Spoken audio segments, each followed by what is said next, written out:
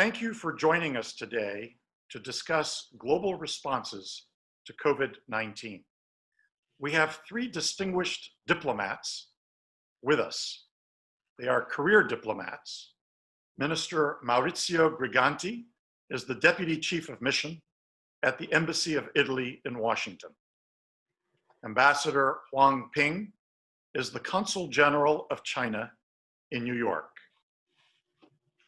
And Director General Yunju Ko heads up the North American Affairs Bureau at the Ministry of Foreign Affairs of the Republic of Korea in Seoul, where it must be very late in the evening. We are going to proceed alphabetically, and I'm going to invite Minister Griganti to make opening remarks. Minister Griganti, welcome. Thank you very much, President Latif. Thank you for this invitation to this very important event. It's a great pleasure for me to be here to discuss about such a timely and important topic as the COVID-19 emergency. I would like to extend my greetings to my today's partners and colleagues, Director General Yunju Ko and Ambassador Wang Ping. Pleasure to be here with you. I would structure my presentation in three parts. First, to tell you about the Italian reaction to the pandemic, how we cope with it. Second, what we are doing at the international level. And third, the lessons learned from our perspective, of course. As you know well, Italy was one of the first countries hard hit by the pandemic, for sure the first one in Europe, and we experienced a very high number of fatalities, of tragic losses since February. That's why my government had to take very drastic, painful measures, and yet to do this fast. So we enacted tough lockdown measures, which helped us to combat the virus, and entire production sectors were shut down for several weeks. I have to say, at the beginning, this plan found resistance in some quarters, but pretty soon the population understood that this was the right way to go, and they reacted responsibly and with great discipline. Everybody did his best for the benefit and the safety of the whole community. We are very proud. I'm very proud of the reaction of my fellow citizens, which embraced very difficult measures and did it, in a spirit, a true spirit of helping all their fellow nationals. Let me just spend a word about our heroes, those who were on the front line, the health professionals, which really made great strides and helped to counter the spread and save countless lives and reduce the overall outbreak. And we should always work and implement these measures based on science and data. Science and data should always come first. So, to sum up, let me just end with a positive note. This is a time of uncertainty, and in uncertainty, people tend to be pessimistic and make dire predictions. You can read every day tons of op-eds which have a very pessimistic view on international relations, on the inward nationalistic agendas. I think we should be take caution for a moment, be more positive, and try all the best, all of us, to transform this crisis into an opportunity for growth and well-being. This is for sure a transformational time, so we should try to focus in the future on key areas, which it was very clear in this crisis are key: energy, green transition, and digital economy. Thank you very much. And again, congratulations for this very good initiative. I'm happy to take questions. Thank you. Thank you, Minister Griganti, for your insightful remarks. Ambassador Huang, I'd like to invite you to make your opening remarks. So, President Latif, thank you very much. Minister Griganti, and also Director General Yong Jun Koo. And it is my great honor to join this conference. I want to thank the Foreign Policy Association for the kind invitation. China has had close cooperation with both Italy and the Republic of Korea during the COVID-19 pandemic. The remarks of the honorable two guests have much to, I think, to resonate with mine. I hope my sharing of the Chinese government's response to the pandemic can also be helpful to our audiences. Economic this year. I believe the resilience of China's economy will overcome short-term hardships and keep forging ahead in the future. Ladies and gentlemen, the COVID-19 pandemic and the economic crisis arising thereafter have posed unprecedented challenges to mankind. As a community with a shared future, countries can only tide over the crisis by working side by side. In his statement at the 73rd World Health Assembly, President Xi proposed that countries need to move as fast as possible to curb the global spread of the virus, improve the governance system for public health security, step up international macroeconomic policy coordination, and restore growth of the world economy. China has been actively strengthening global response to the pandemic. Not long ago, China and African nations held the extraordinary China-Africa Summit on solidarity against COVID-19. President Xi proposed a series of measures in supporting containment of the virus on the African continent, as well as enhancing mutual support in economic and social development. These efforts have been well received by parties of the summit. As the two largest economies, China and the United States shoulder significant responsibilities in coping with transnational threats such as the pandemic. The two countries need to shelve our differences and work cooperatively. On that note, I wish American society can be more forthcoming in supporting this bilateral cooperation of global significance. I thank you. Thank you, Ambassador Huang, for your informative remarks. Director General Ko, thank you for joining us from Seoul. Could I ask you to make your opening remarks? Thank you, President Royal Latif, and it's great to see you again over the video. So, and then thank you for the Ambassador Huang and the DCM Griganti in Washington. I'm very honored to have this meeting with you, two distinguished guests. I'm very happy to have this opportunity to share the Korea's experience on responding to the COVID-19. I think the Korea's responses to the COVID-19 is twofold, as all the other countries responded likewise. One is about the health crisis, and the other is about the economic, the fallout triggered by the COVID-19. So let me first deal with the health crisis, how the Korea has responded to the health crisis triggered by the COVID-19. So now I think everybody in the world speaks highly of the Korea's effective response to the COVID-19. I think what makes Korea successful in addressing the COVID-19. Let me tell you three factors. First, I think what we did is so-called 3 T's. So T's means like testing and tracing and treatment and non-face-to-face industries. is one of the national development strategy to deal with the COVID-19 economic crisis in terms of the digitalization of the economy. And second one is we call it the Green New Deal, which is about the it plans to pave the way forward sustainable growth through the Green New Deal. We will create new markets, industries, and jobs while actively responding to climate change as a responsible member of the international community.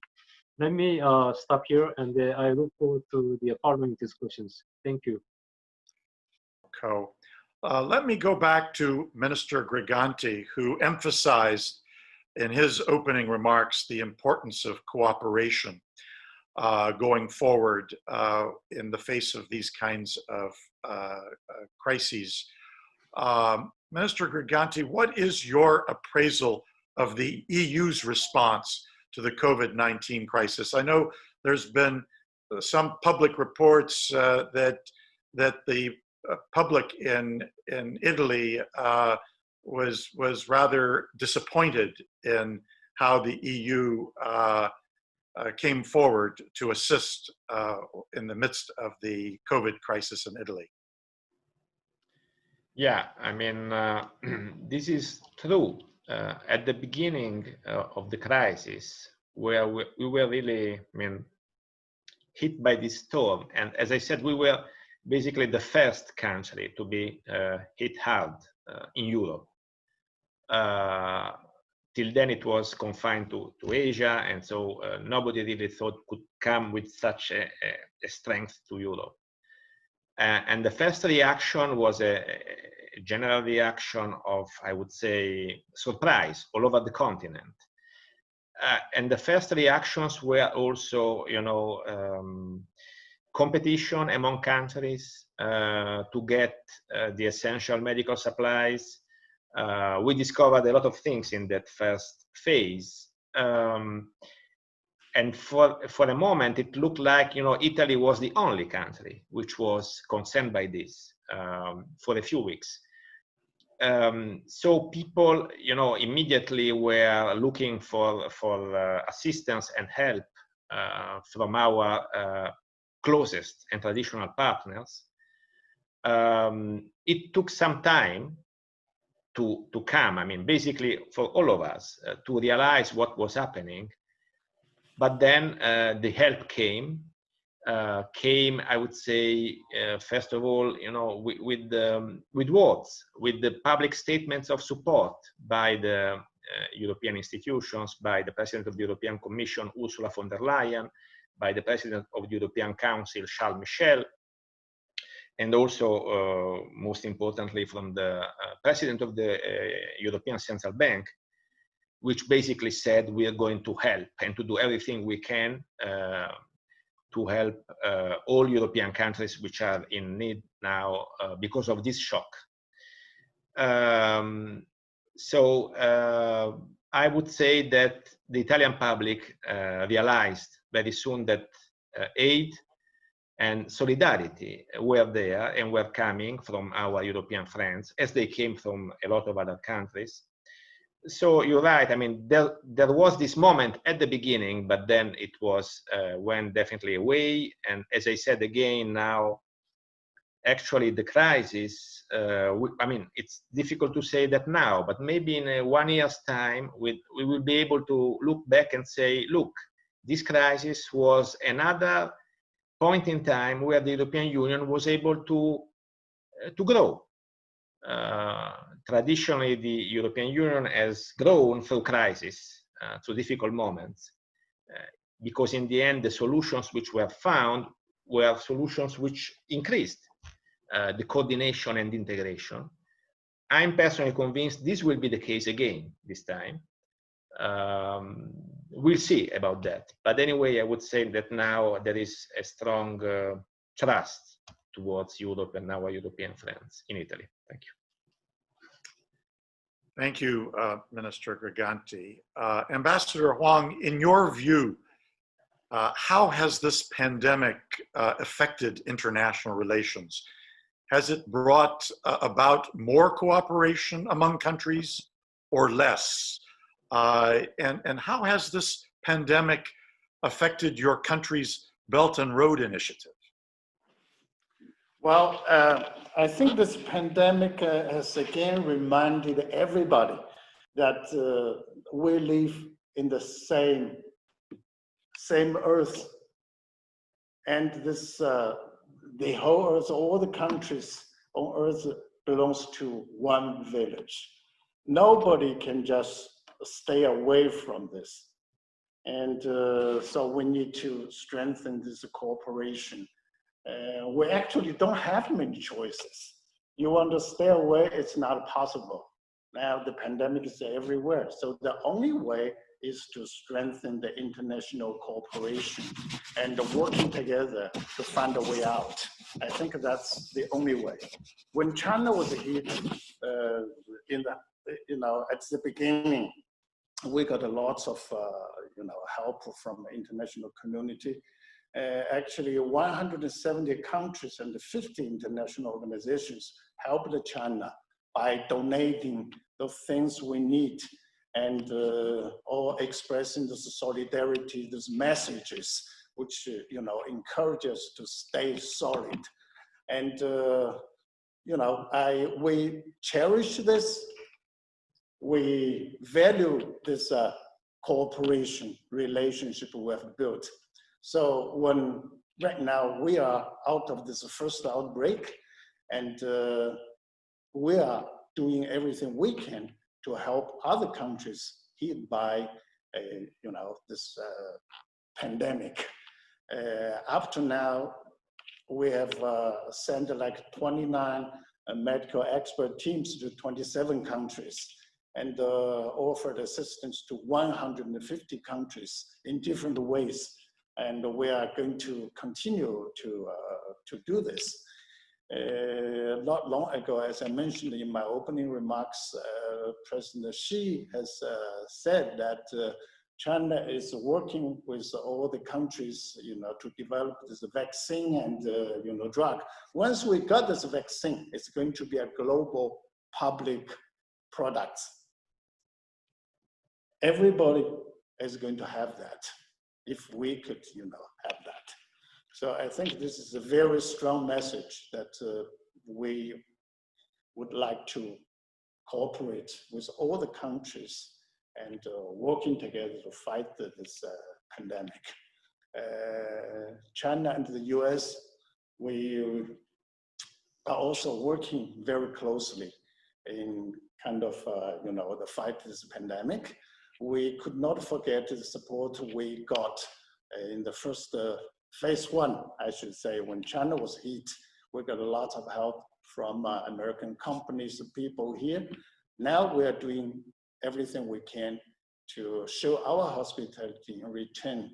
And as a Consul General here, I personally has involved myself in all the ways, to help all the 10 states in my consul district to fight against this coronaviruses. In terms of helping those states for the procurement of those PPEs in China, and also mobilizing all the resources I could have to have more donations of those PPE masks, goggles, and everything, and to help them ship as quickly as possible by doing the clearance of the customs and other things. And we've been doing a lot of things together. So this is give me this encouragement that although we don't see everything eye to eye, right? We don't agree on everything, but in terms of fighting this pandemic, we need to work together. I think that's the only choice we have. As for the Belt and Road Initiative, I think the same thing. China has been doing everything we can to help all the countries. There are many countries from Africa and poor countries, they are not well equipped in fighting this coronaviruses. So we will do everything we can by sending expert teams and providing all those PPEs and all those things. In general, we'll do all the things we can to strengthen this international cooperation. And I believe that's the only way we can get a way out. Thank you. Thank you, Ambassador Huang. May I turn to Director General Ko to give us his views on how this pandemic has affected the international climate. And I'm very curious because we haven't heard much about coronavirus infection rates in North Korea. Has it had any impact on your relations with North Korea? I think the case of the coronavirus, the reported from North Korea. I mean, their official response is there is no one is confirmed.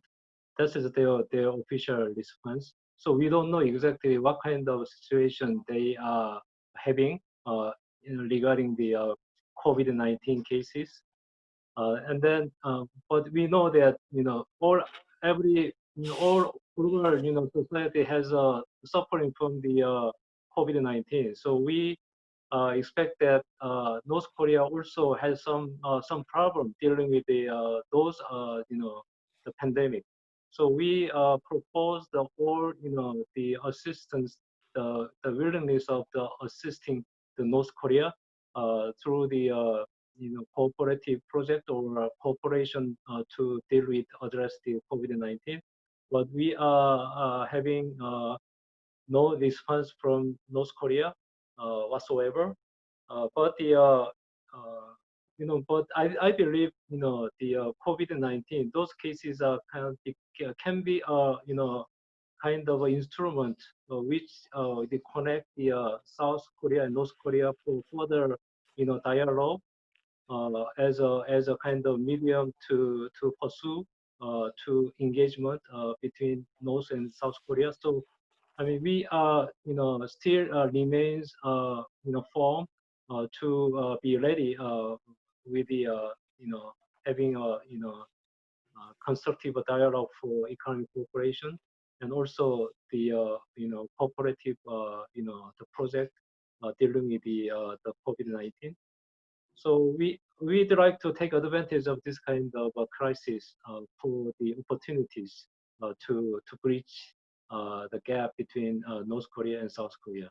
And then I believe the international, the relations, the climate for the outbreak of COVID-19.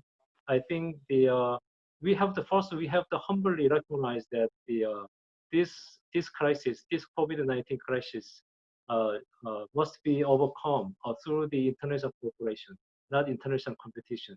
So I think that is kind of starting point to address and solve the COVID-19 globally, is that we humbly recognize this crisis should be overcome through the international cooperation. So based on that, I think as I mentioned the opening remarks, everybody speaks highly of the Korean effective response to the COVID-19. So I think in that sense, Korea has some convening power to bring the international community, including the United States and China, to the platform where we can candidly discuss to how to deal with the COVID-19 issue and the problems. So we are ready to play a kind of a role in facilitating international cooperation to address the COVID-19. This is I mean the platform that we are looking for. And also I mean, as you mentioned, with regard to North Korea, I think this crisis can be a medium for us to take advantage for the opportunities to bridge the gap between North Korea and the South Korea. The kind of more like the mutual interest of the addressing the pandemic. Thank you. Well, thank you, Director General Ko. Gentlemen, we have reached the end of our hour. I want to thank you very much, for joining us today. You have shed light on a very important set of issues, and we are very grateful for your engaging in this wide-ranging discussion. So Minister Griganti, Ambassador Huang, Director General Ko, thank you very much for joining us today.